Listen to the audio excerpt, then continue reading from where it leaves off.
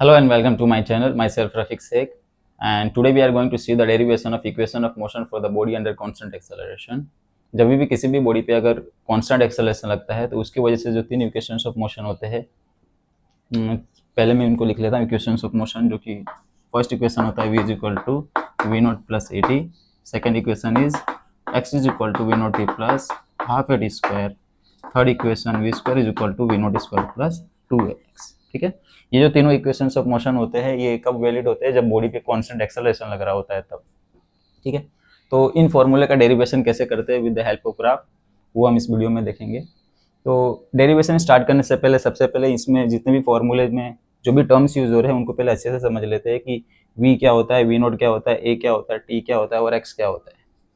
ठीक है, तो इनको समझने के लिए एक चीज़ कंसिडर करते हैं।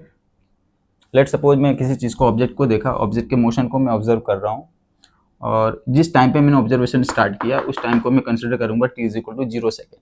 ठीक है, और उस समय पे जो बॉडी की वेलोसिटी होती है उसको बोला जाता है initial velocity v not.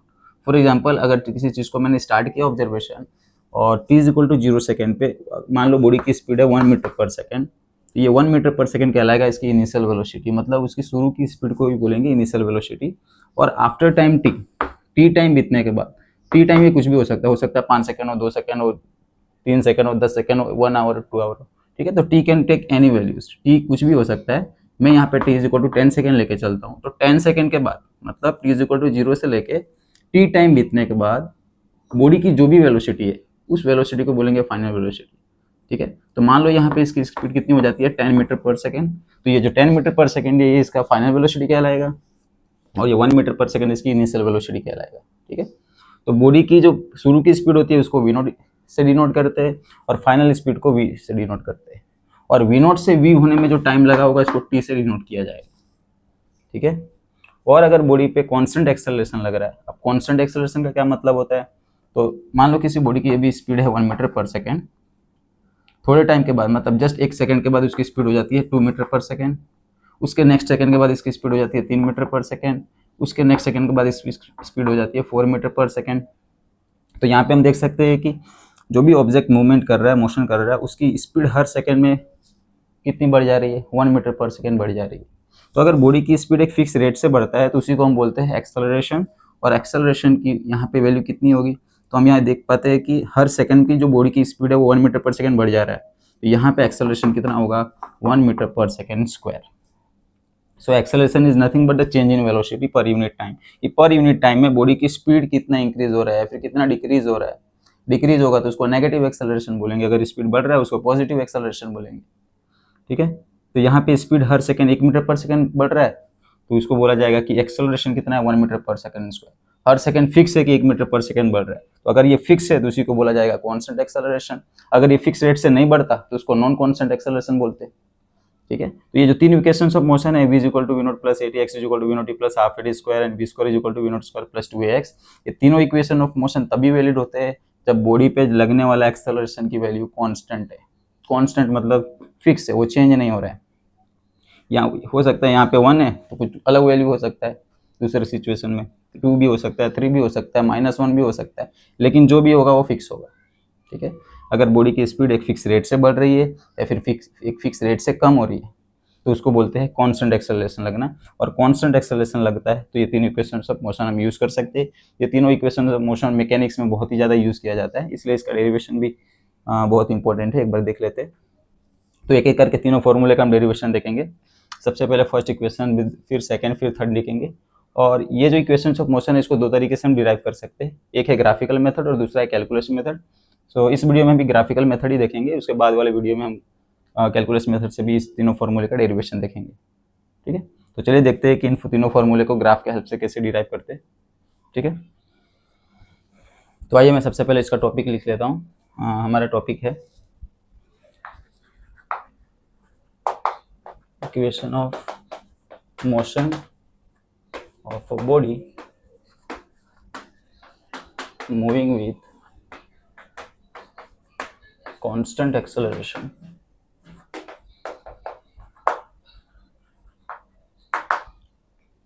using graphical method।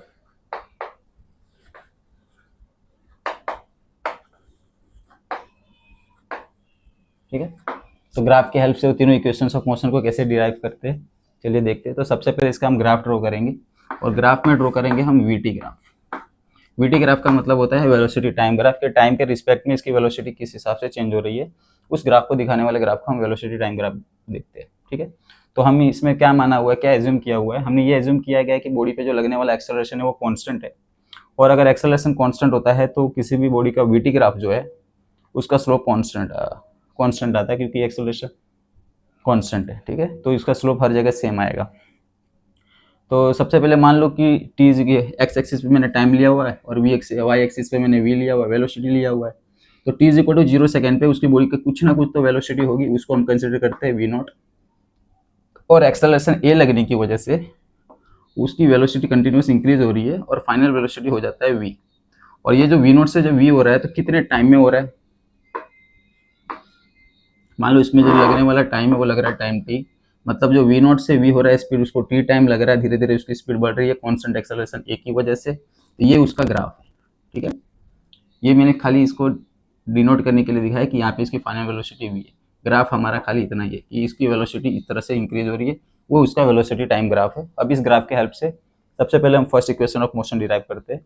तो फर्स्ट इक्वेशन ऑफ मोशन जो भी है उसको डिराइव करने के लिए हमें एक्सेलरेशन का डेफिनेशन ही यूज़ करेंगे। एक्सेलरेशन का डेफिनेशन ही होता है कि change in velocity per unit time, कि कितना वेलोसिटी चेंज हो रहा है और उसमें लगने वाला टाइम कितना है। तो स्टार्ट करेंगे a is equal to delta v upon delta t. Delta का मतलब होता है चेंज, तो ग्राफ में हम देख सकते हैं कि चेंज कितना हुआ है, ग्राफ में चेंज हुआ, पहले था वी नॉट और फाइनल कितना हो गया वी, तो ये इसका चेंज है। ठीक है। अगर इतना पार्ट मुझे निकालना है तो मैं थोड़ा सा ग्राफ देख के भी निकाल सकता हूँ कि ये अगर मुझे इतना पार्ट निकालना है तो इस पूरे पार्ट में से यहाँ से लेके यहाँ तक के पार्ट में से ये वाला पार्ट अगर मैं निकाल देता हूँ, मतलब इतना पूरे पार्ट में से इतना पार्ट अगर मैं माइनस कर देता हूँ तो ये मुझे चेंज मिल जाएगा। ठीक है। तो इतना वेलोसिटी इसका चेंज हुआ है। ठीक है। तो ये इतना पार्ट कितना होगा, पूरे में से अगर मैं इतना माइनस कर देता हूँ तो v माइनस वी नॉट, यहाँ से लेके यहाँ तक की पूरी लेंथ कितनी है v, और यहाँ से लेके यहाँ तक की लेंथ है वी नॉट। तो इस पूरे v में से इतना माइनस कर दूंगा तो ये मुझे चेंज मिल जाएगा। या फिर डायरेक्टली भी तुम बता सकते हो कि वी नॉट से v हो रहा है तो चेंज इन वेलोसिटी कितना हो रहा है, तो final velocity minus initial velocity. So change कितना हो रहा है, v माइनस वी नॉट, और इसमें टाइम कितना लग रहा है t टाइम, तो t लिखेंगे। अब इसको सॉल्व कर लेंगे, यहाँ पे a is equal to v minus v naught upon t है, टी यहाँ पे मल्टीप्लाई हो जाएगा तो a t is equal to v minus v naught बचेगा, माइनस वी नॉट किधर भेज दो तो v naught plus is equal to v. अब इसको पहले लिख लो, so v is equal to v naught plus a t. ये हमारा फर्स्ट इक्वेशन ऑफ मोशन यहाँ पे डिराइव हो चुका है। ठीक है। तो फर्स्ट इक्वेशन ऑफ मोशन किसके बीच में रिलेशन दिखा रहा है, फाइनल वेलोसिटी, इनिशियल वेलोसिटी और एक्सेलरेशन और टाइम के बीच में रिलेशन दिखाता है। ठीक है। अब फर्स्ट इक्वेशन हो गया। अब देखते हैं हम second equation of motion. Second equation of motion में हमें किसका इक्वेशन निकालना है, हमें डिस्टेंस निकालना है कि जो वी नॉट से वी इसकी स्पीड हुई और टी टाइम बॉडी ने ट्रैवल किया तो कितना उस बॉडी का टोटल डिस्प्लेसमेंट हुआ होगा, उस डिस्प्लेसमेंट को निकालना है।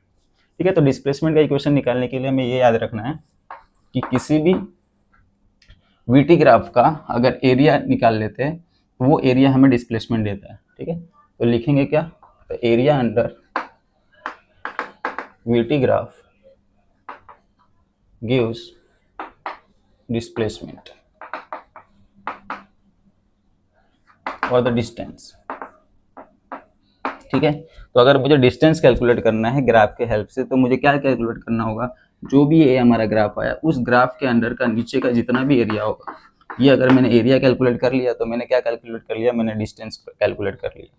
तो डिस्टेंस बराबर मैं क्या लिख सकता हूँ, ये जो पूरा ग्राफ है इसका इस शेप का पूरा एरिया, और ये शेप ध्यान से देखो तो पता चलता है कि ये जो शेप है ये एक ट्रेपेजियम का शेप है।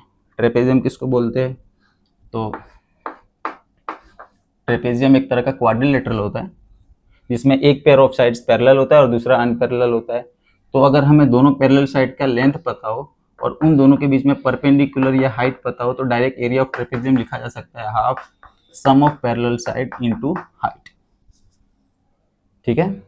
तो अगर मुझे इसका एरिया निकालना है तो मैं कैसे क्या लिख सकता हूँ, same formula half sum of parallel side. तो दोनों पैरेलल साइड का सम कितना होगा, ये होगा एक पैर दोनों पैरेलल साइड पहले तो देख लो कि एक ये साइड है और दूसरा ये वाला साइड है। तो दोनों पैरेलल साइड का लेंथ होगा, ये होगा वी नॉट, और ये पूरा कितना होगा यहाँ से लेके यहाँ तक का, जो यहाँ से लेके यहाँ तक का होगा ये v, तो ये भी कितना होगा v, तो दोनों पैरेलल साइड का लेंथ होगा v नॉट प्लस v, और इन दोनों के बीच जो परपेंडिकुलर हाइट है वो कितना है 0 से लेकर t, मतलब पूरा t। ठीक है, तो ये हमने एरिया ऑफ ट्रेपेजियम यहाँ से लिखा। अब इसी को हम सॉल्व कर लेंगे by using the first equation. First equation of motion में जो हमारे v is equal to v naught plus a t आया, इसकी वैल्यू को यहाँ पे सब्स्टिट्यूट करो तो हमें क्या मिलेगा, half v naught, and now we can be written as v naught plus a t into t.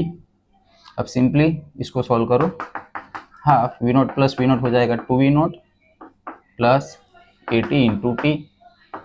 अब मैं हाफ को भी यहाँ पे मल्टीप्लाई करूंगा और टी को भी मल्टीप्लाई करूंगा क्योंकि ये दोनों आपस में मल्टीप्लाई में है।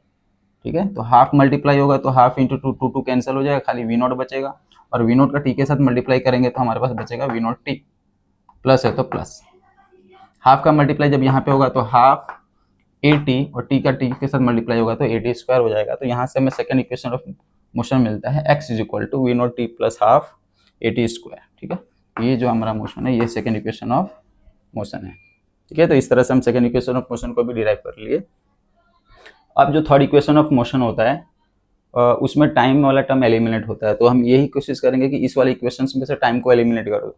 ठीक है, तो टाइम को एलिमिनेट करने के लिए हम फर्स्ट इक्वेशन का यूज करेंगे।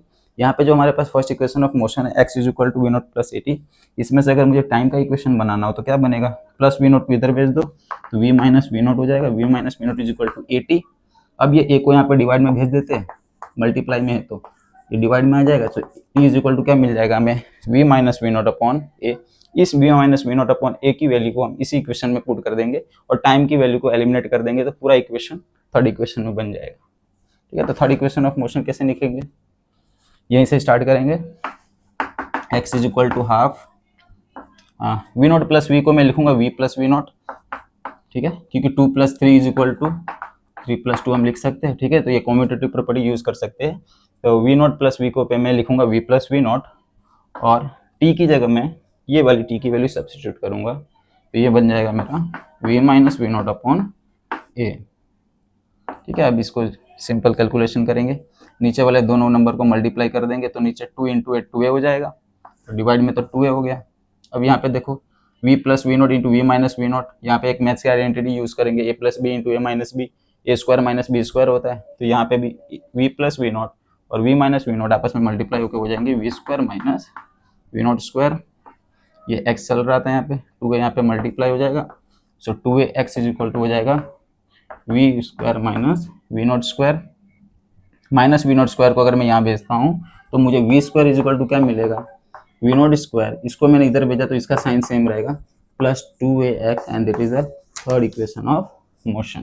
ठीक है, तो इस तरह से हम तीनों इक्वेशंस को मोशन को ग्राफ के हेल्प से डिराइव कर सकते हैं, और इन्हीं तीनों इक्वेशंस को हम कैलकुलस के भी हेल्प से निकाल सकते हैं, हम दूसरी वीडियो में देखेंगे। अभी के लिए इतना ही, थैंक यू।